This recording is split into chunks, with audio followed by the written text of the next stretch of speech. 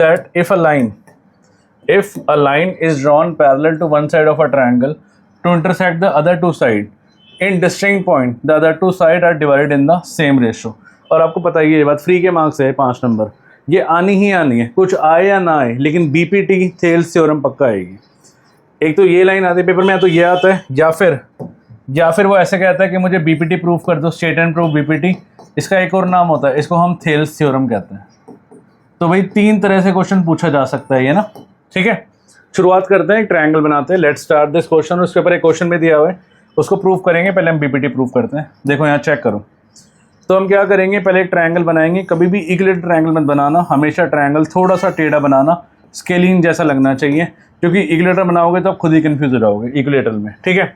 तो आपके पास गिवन क्या कर रहा है, ये आपके पास गिवन है और ये है, वो कह रहा है एक line drawn parallel to one side of a triangle. एक लाइन अगर मैं एक ट्रायंगल की पैरेलल खींच दूं तो मतलब ये जो लाइन है ये इसके पैरेलल है to intersect the other two side in distinct point. वो इन दोनों साइडों को डिस्टिंक्ट पॉइंट मतलब अलग अलग पॉइंट पे काट रही है, ठीक है। The other two side are divided in the same ratio, मतलब ये जो रेशियो बन रही है, मतलब ये AD अपॉन DB इक्वल करना है हमने AE अपॉन EC के। सिंपल सी बात है। शुरू करते हैं। हमारे पास गिवन क्या है, गिवन है, जो गिवन होता है आपको जो दिख रहा होता है लिख दिया करो यार, सिंपल सी बात है। अ ट्रायंगल ABC इन विच, एक ट्रायंगल ABC गिवन है जिसमें DE पैरेलल है BC के, और कुछ गिवन नहीं है मुझे, ठीक है। ये इंटरसेक्ट कर रही है, सब कुछ इसी में आ गया। टू प्रूफ क्या करना है आपको, टू प्रूफ भी मैंने बता दिया आपको। टू प्रूफ क्या करना है आपको, क्या ये रेशो सेम रहेगी, मतलब AD upon DB is equal to AE upon EC, ठीक है।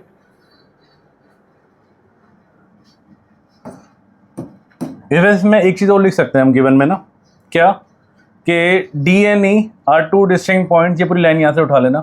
DNE are two distinct points which intersect AB at D and AC at E, but इतना भी लिखोगे तो चलेगा। अब देखो छोटी सी कंस्ट्रक्शन होनी है इसमें, कंस्ट्रक्शन, क्योंकि कंस्ट्रक्शन के बाद ही हम करेंगे शुरुआत। ज्योमेट्री का जब भी क्वेश्चन आएगा, आप वो पूछे या ना पूछे, आप गिवन लिखोगे, टू प्रूफ लिखोगे, कंस्ट्रक्शन हो रही है तो लिखोगे और सीधा प्रूफ शुरू करोगे, ठीक है। हमने क्या करा, हमने है ना यहाँ से पहले इन दोनों को ज्वाइन करा मैंने, ज्वाइन BE और ज्वाइन CD, बात क्लियर है।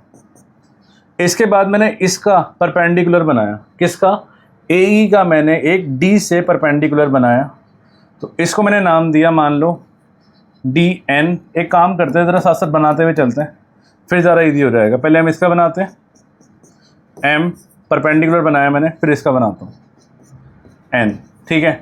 ये पूरी कहानी को अपनी कंस्ट्रक्शन बना के लिखना है। क्या, जॉइन BE एंड CD, क्या बोला मैंने, जॉइन BE एंड CD, और क्या बोला है मैंने, और मैंने बोला ये परपेंडिकुलर बनाया, एंड ड्रॉ क्या, DN perpendicular to AC and EM perpendicular to AB, EM perpendicular to AB, ये है, ठीक है। अब कंस्ट्रक्शन हो गई, अब हम प्रूफ शुरू कर रहे हैं। प्रूफ, अब ध्यान से देखो, बहुत सिंपल है प्रूफ में ज़रा कुछ खास है नहीं। क्या, आपने कुछ नहीं करना, आपने इस ट्रायंगल को पहले यहाँ से देखना है। यहाँ से आपको 2 ट्रायंगल मिलेंगे, एक ट्रायंगल मिलेगा ऊपर और एक ट्रायंगल मिलेगा नीचे, उसका एरिया ऑफ ट्रायंगल लगाना है आपने। फिर यहाँ से इस साइड से देखोगे 2 ट्रायंगल मिलेंगे, ये वाला और इसके नीचे वाला, फिर एरिया ऑफ ट्रायंगल लगाना है। उसके बाद दोनों को डिवाइड में रख देना है, आप आसानी से कर लोगे क्वेश्चन, ठीक है। मैं करके दिखाता हूँ मैं क्या करूँ। पहले मैं ना इन ट्रायंगल्स को ज़रा यहाँ से देखता हूँ। अब अगर आप इस ट्रायंगल को यहाँ से देखोगे तो भाई मैं आपको अलग से बना के दिखा देता हूँ, हो सकता है वो पिक्चर में थोड़ा सा आपको क्लियर ना हो।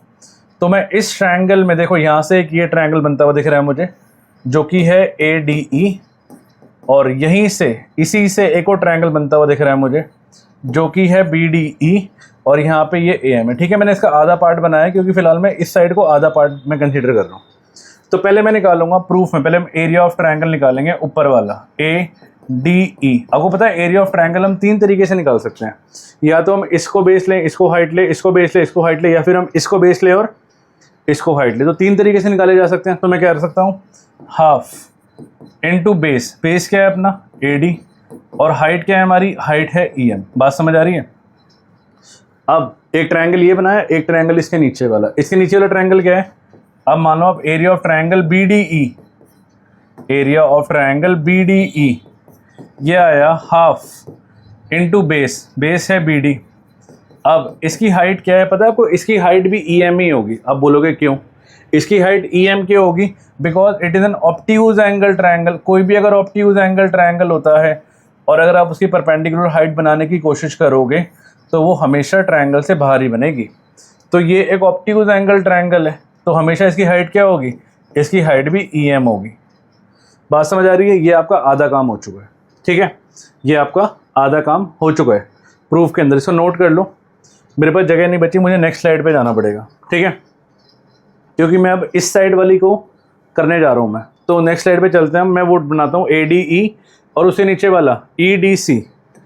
देखो मैंने आपको बोला मैं ऐसे बनाऊँगा ADE और यहाँ से EDC। ठीक है, EDC। और यहाँ पे हाइट का नाम क्या था? ये हाइट का नाम क्या था? ये था DN था। अब मैं क्या लगाऊंगा? मैं यहाँ पे एरिया ऑफ ट्रायंगल लगाऊंगा। अब लगाओ area of triangle. Area of triangle क्या? फिर से ADE आएगा। इस बार मैंने बोला ये बेस लूँगा और ये हाइट लूँगा, तो मतलब हाफ इनटू बेस क्या लूँगा? AE और हाइट क्या लिया जाएगी? हाइट ली जाएगी आपकी DN। बात समझ आ रही है भाई? जो ADE ट्रायंगल है अपने पास ऊपर, जो ADE ट्रायंगल है ये रहा। आपने पहले ये बेस लिया, ये हाइट ली पहले वाले में, ये रहा, है ना। इस बार आपने ये बेस लिया, ये हाइट ली, तो ट्रायंगल तो सेम ही है हमारा। ठीक है, अब हम क्या करेंगे? अब हम इसके नीचे वाला ट्रायंगल ये रहा EDC। अब ये ट्रायंगल में क्या लगाऊंगा मैं? Area of triangle. Area of triangle EDC ये होगा हाफ इनटू बेस। इस बार मैं बेस क्या लूँगा? बेस लूँगा EC और हाइट क्या लेंगे हम? अब मैंने वही बताया आपको, सेम बात बताई, वही काम यहाँ पे होगा। ये भी क्या है? ऑब्ट्यूज एंगल ट्रायंगल, तो इसकी भी हाइट क्या होगी? इसकी भी हाइट DN होगी। बात खत्म। ठीक है, तो यहाँ तक आप पहुँच गए। मैंने क्या बोला? बहुत सिंपल है। पहले मैंने यहाँ से देखा दो ट्रायंगल, एक ये बना, एक इसके नीचे वाला। फिर मैंने यहाँ से देखे दो ट्रायंगल, फिर से ये बना और इसके नीचे वाला। अब हम इन दोनों को, इसको इससे डिवाइड करूँगा और इसको इससे डिवाइड करूँगा, फिर आप आंसर तक पहुँच जाओगे। ध्यान से देखो, इसको इससे डिवाइड मतलब ADE को BDE से डिवाइड करने जा रहा हूँ मैं। मतलब मैं लिख सकता हूँ area of ADE upon area of BDE। और मैंने बोला इसको इससे डिवाइड करेंगे क्या?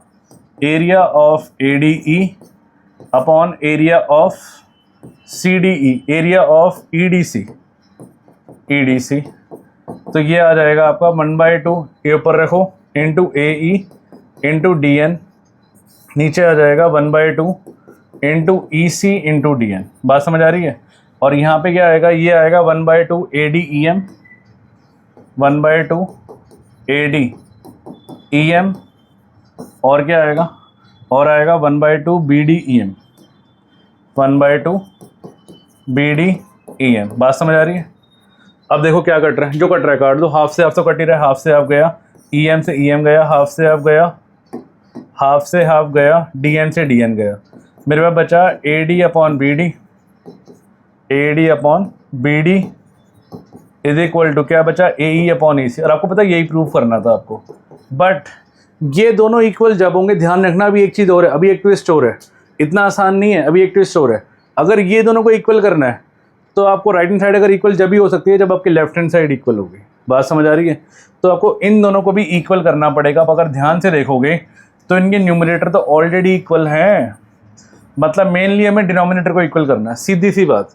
अब आपको पता है ये भी एक थ्योरम होती है, ये चीज़ हमने 9th में पढ़ी थी। Two triangles on the same base and between the same parallel are equal in area. देखो ध्यान से देखो, अगर मैं ट्रायंगल बना के दिखाता हूँ आपको ना, तब आपको समझ आएगा। आपको पता है ना, ट्रायंगल के अंदर ये जो साइड थी, कौन सी साइड थी? ये DE पैरेलल था ना BC के, DE पैरेलल था BC के, तो DE पैरेलल था BC के।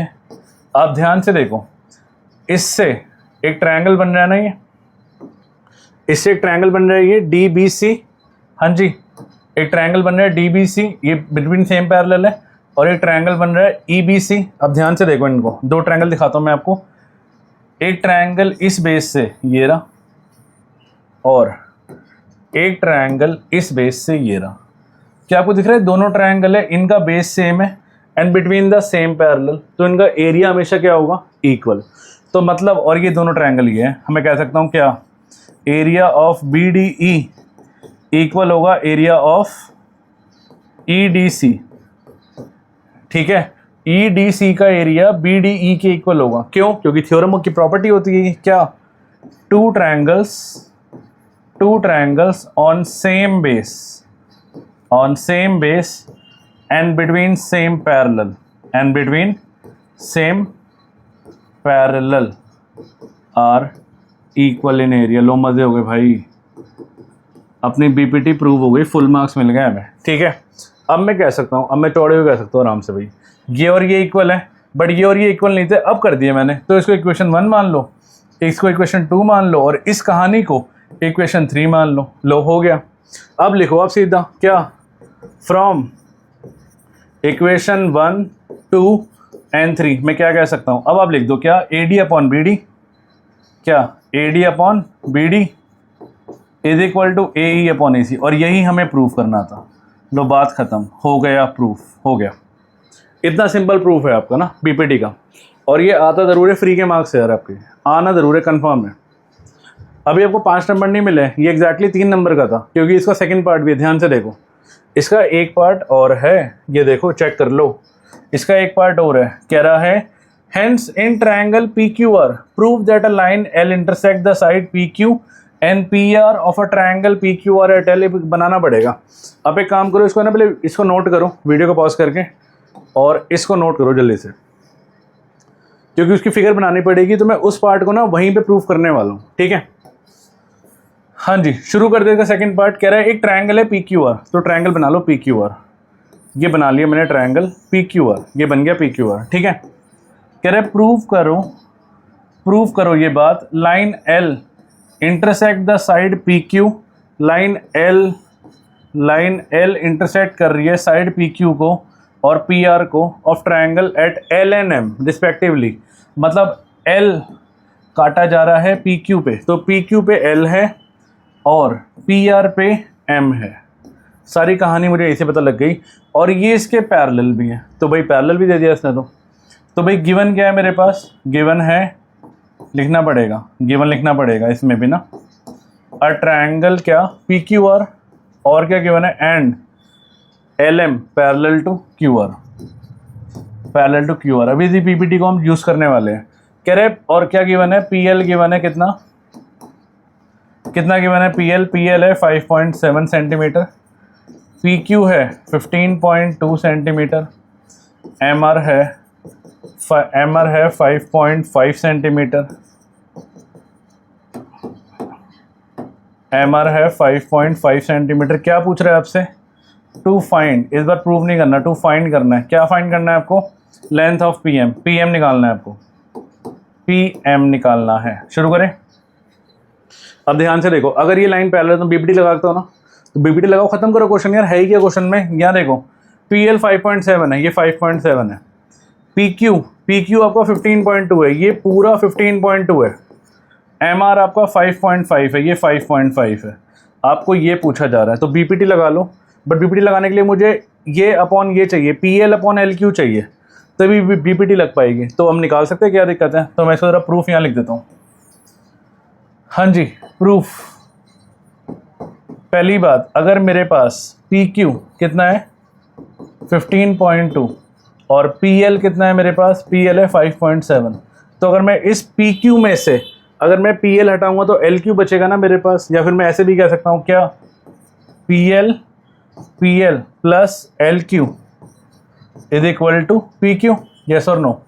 पी एल कितना है मेरे पास, पी एल है 5.7, एल क्यू नहीं पता मुझे, ठीक है, और पी क्यू कितना है, पी क्यू है 15.2, तो एल क्यू निकल जाएगा मेरे पास, कितना निकलेगा 15.2 माइनस 5.7, इसको आप माइनस कर लो, 15.2 में से 5.7 माइनस कर लो, तो ये बचेगा 12 में से 7 गए, कितना बचा ये 49.5 बचा मेरे पास। कितना बचा, एल क्यू आ गया मेरे पास 9.5, लो एल क्यू आ गया 9.5। तो कितना इजी हो गया ना मेरे लिए क्वेश्चन, क्योंकि तो बीपीटी 1 सेकंड में लगेगी और आंसर आपके सामने आएगा। ये आ गया 9.5।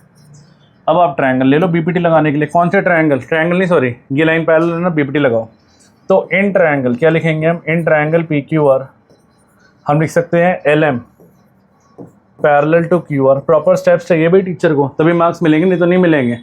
इन triangle P Q R L M parallel to Q R मैं क्या कह सकता हूँ, मैं P L upon L Q, P L upon L Q is equal to, P L upon L Q is equal to P M upon M R. इसका reason लिख देना, reason क्या है इसका, it is B P T. अब value डालो, answer निकालो, इसका आंसर मैं यहाँ कर देता हूँ, ठीक है। पी एल कितना है मेरे पास, पी एल है 5.7, एल क्यू मैंने अभी निकाला 9.5, और पी एम कितना है, पी एम नहीं पता मुझे। अच्छा एम आर कितना है, एम आर है 5.5। इसको सॉल्व कर लें, क्रॉस मल्टीप्लाई करो, इसको यहाँ ले जाओ, तो ये हो गया आपके पास 5.7 into 5.5 upon 9.5 is equal to P M, ठीक है। पॉइंट हटाओ, पॉइंट हटाओ, 100 लगा दो, पॉइंट हटाओ 10 लगा दो। इस 10 से ये 0 गया, अब 5 गया 11 पे, 5 गया 5 ये 19 पे। अच्छा पी एम कितना आ गया मेरे पास, पी एम आ गया 57 इंटू 11, तो रफ काम 57 इंटू 11, पहले 57 को मैंने 10 से करा फिर 1 से करा, तो ये हुआ 7 7 5 12 का 2 1 ऊपर 627 627 अपॉन 19 इंटू 10। 10 की तो मैं कहानी बाद में कर लूँगा, पहले हम 627 को 19 से डिवाइड करते हैं, ठीक है। 627 को हम 19 से डिवाइड करते हैं, 627 को 19 से, तो ये जाएगा आपका 19 टू द 90, 9 टू द 38, 19 3 द 57, 19 3 द 57, तो कितना आया ये आया 5 और ये आया 7, जो डायरेक्टली कट रहा है तो 19 3 द 57, 33 पे जा रहा है सीधा ये 33 पे, तो पी एम आ गया 33 अपॉन 10, तो इट इज़ 3.3 आंसर। तो आंसर आ चुका है आपका पी एम का, कितना आ चुका है, इट इज़ 3.3। बहुत सिंपल था, हमने क्या करा, हमने इसको निकाला, ये पूरा गिवन था, इसको इससे माइनस करा, ये आ गया, बीपीटी लगाई, क्वेश्चन खत्म। अब जाके आपको पूरे मार्क्स मिले, पहले नहीं मिलते, अब मिले, ठीक है। आगे चलें, इसको नोट करना, बहुत अच्छा क्वेश्चन है, एग्जाम में आ सकता है। अगर यहाँ दिया है ना तो आपको एग्जाम में भी आ सकता है, गारंटी है, सैम्पल पेपर की यही खास बात है।